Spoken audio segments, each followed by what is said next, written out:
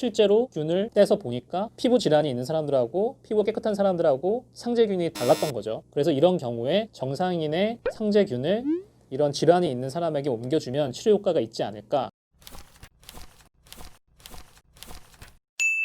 안녕하십니까 여러분, 배병기 원장입니다. 오늘은 제가 오랜만에 자문자답으로 돌아왔습니다.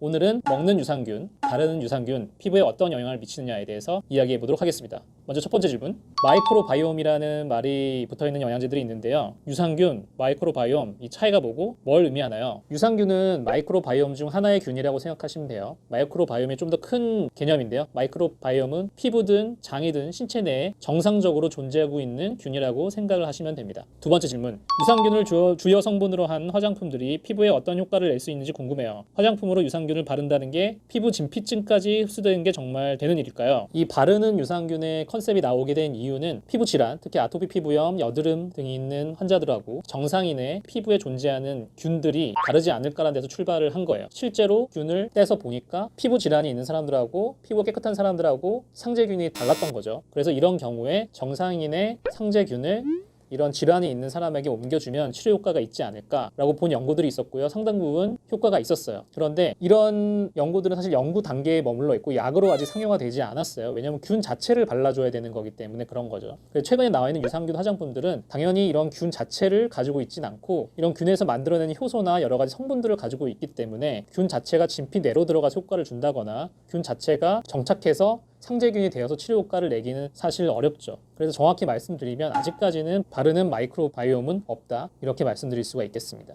세 번째 질문, 그러면 마이크로바이옴 영양제 혹은 유산균 영양제를 섭취했을 때 피부에 어떤 효과가 있을까요? 그래서 유산균이라든지 저희가 얘기하는 프리바이오틱스, 프로바이오틱스를 섭취해서 장내 세균총에 변화가 있을 경우에는 아토피 피부염, 주사, 여드름 등의 실제로 치료 효과가 나타나기도 합니다. 그래서 저희가 이런 유산균 말고도 항원춘제, 항생제를 사용하는 게 실제로 이런 장내 세균의 변화를 가져오기 위해서 처방을 하는 경우도 있거든요. 그래서 의미 있는 치료법이라고 생각할 수가 있고 결국에는 피부에 좋은 영향을 줄 수 있습니다. 네 번째 질문, 약사에게 영양제는 한 통만 먹어서는 효과를 볼 수 없다는 이야기를 들은 적이 있는데요. 실제로는 어떻게 생각하세요? 실제로 효과를 볼 수 있는 바른 영양제 섭취 방법은 무엇이 있을까요? 예전에 이런 광고가 있었죠. 뭐였지?